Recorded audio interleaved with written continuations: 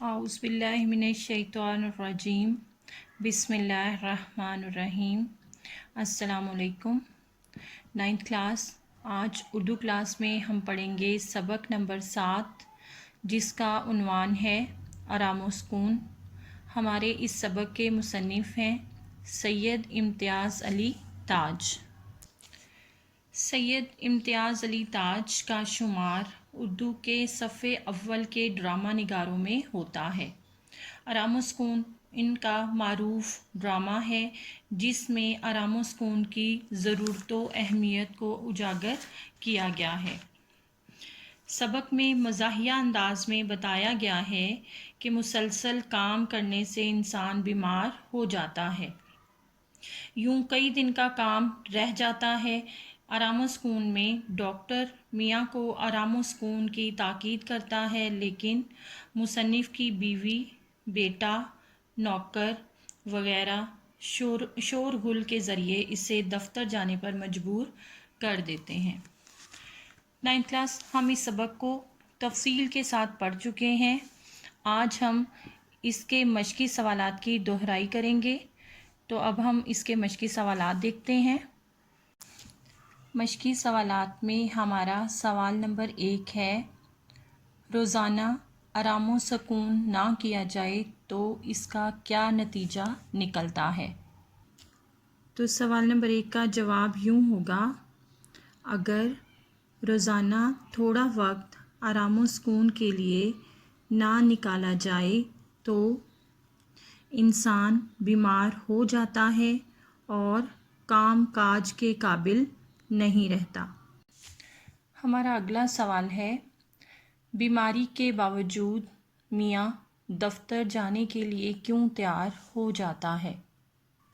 جواب، ڈاکٹر میاں کو بیماری سے نجات کے لیے آرام و سکون کا مشورہ دیتا ہے، مگر گھر میں شور غل کی وجہ سے میاں کو آرام میسر نہیں آتا، اس لیے وہ بیماری کے باوجود دفتر جانے کے لیے تیار ہو جاتا ہے۔ ہمارا اگلا سوال ہے، اس ڈرامے سے ہمیں کیا سبق ملتا ہے؟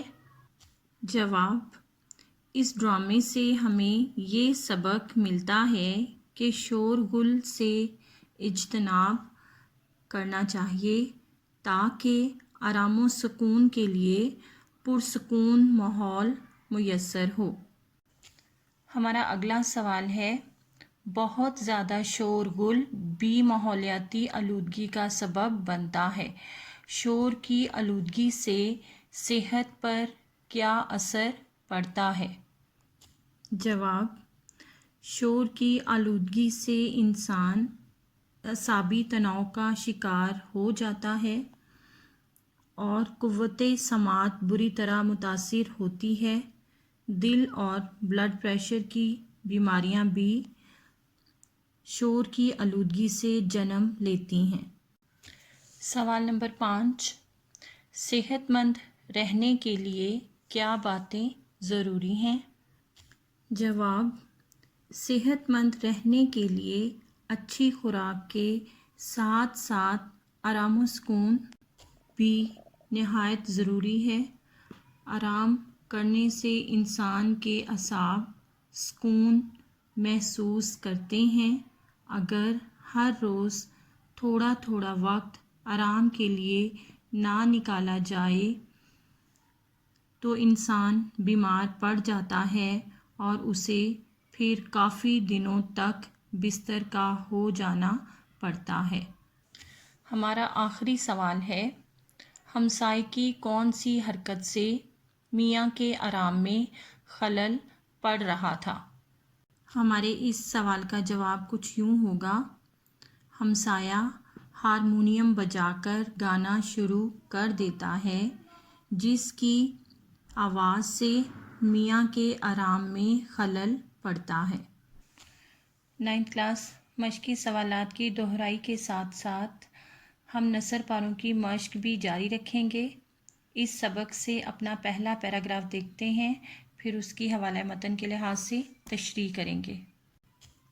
تو ہمارا پہلا پیراگراف ہے، جی نہیں بیگم صاحبہ، تردد کی کوئی بات نہیں، میں نے بہت اچھی طرح معائنہ کر لیا ہے، صرف تکان کی وجہ سے حرارت ہو گئی ہے۔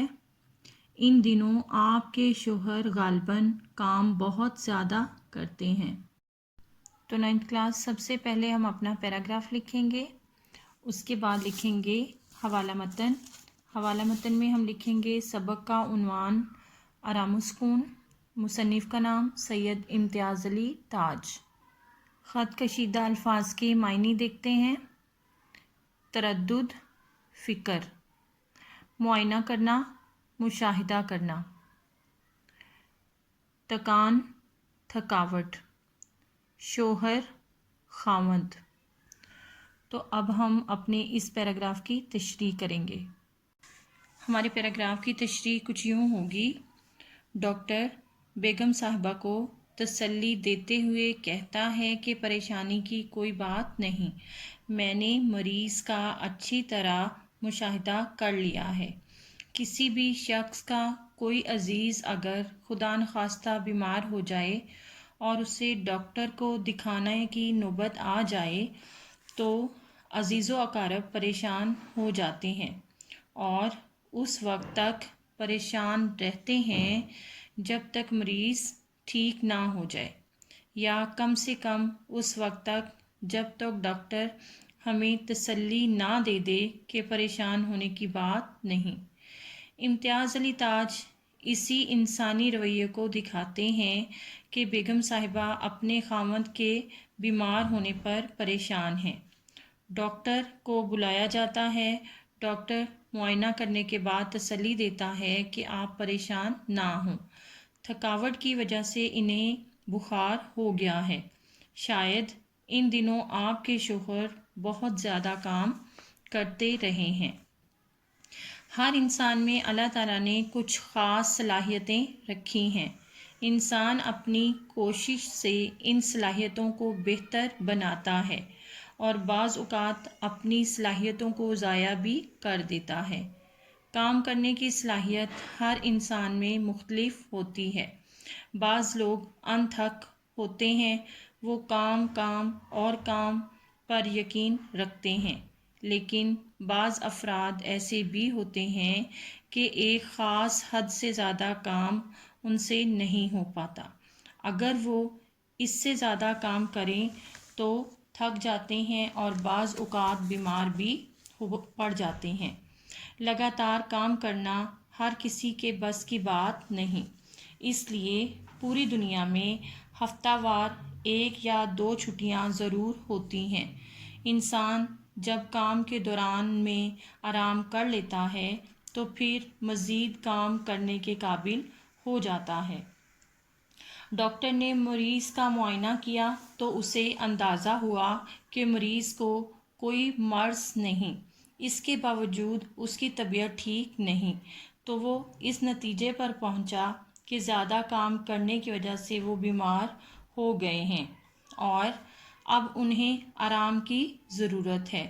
وہ اس بات کا اظہار بیگم صاحبہ سے بھی کرتا ہے کہ تھکاوٹ کی وجہ سے انہیں بخار ہو گیا ہے، اس لیے دوا دارو کی نہیں بلکہ آرام کی ضرورت ہے، اس طرح ان کا بخار اتر جائے گا اور ان کی طبیعت کی گھبراہٹ بھی دور ہو جائے گی۔ اب 9th کلاس، اسی سبق سے ہم اپنا دوسرا پیراگراف دیکھتے ہیں۔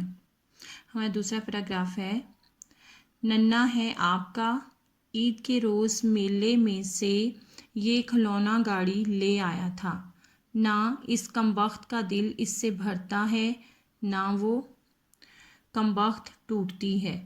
ارے میں نے کہا ننھے، نہیں مانے گا نامراد، چھوڑ اس اپنی پٹ پٹ کو، جب دیکھو لیے پھر رہا ہے، صاحبزادے کا دل کسی طرح پر ہونے میں نہیں آتا، چولہے میں جھونک دوں گی اس کمبخت کو، اتنا خیال بھی نہیں آتا ابا بیمار پڑے ہیں، شور غل سے ان کی طبیعت گھبراتی ہے۔ تو سب سے پہلے ہم نے اپنا پیراگراف لکھ لیا.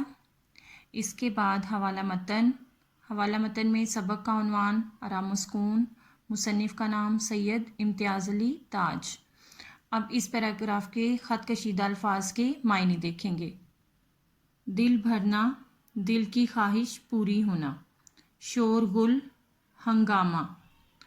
چولہے میں جھونکنا، آگ لگا دینا. نامراد، بد نصیب. اب ہم اس پیراگراف کی تشریح کریں گے. ہمارے اس پیراگراف کی تشریح کچھ یوں ہوگی.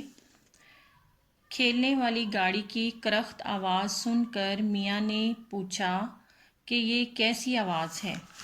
تو بیگم صاحبہ کی توپوں کا رخ ننھے کی طرف ہو گیا کہ وہ صحن میں گاڑی چلا رہا ہے. عید کے موقع پر لگنے والے میلے سے خرید کر لایا تھا. شہری زندگی میں تو تہواروں کے مواقع پر میلے لگنا اب خواب ہو گئے ہیں. قصبوں اور دیہاتی زندگی میں بھی اب یہ روایت دم توڑ رہی ہے. ایک زمانہ تھا جب عید کے تہوار پر عارضی بازار لگا کرتے تھے. بچوں کی دلچسپی کی کئی چیزیں وہاں موجود ہوتی تھیں. ننھا بھی عید کے موقع پر گاڑی لے آیا. بیگم صاحبہ اس کی آواز سن کر گاڑی کے ساتھ ساتھ ننھے کو بھی کوسنے لگتی ہیں کہ یہ گاڑی اتنی مضبوط ہے کہ ٹوٹتی ہی نہیں.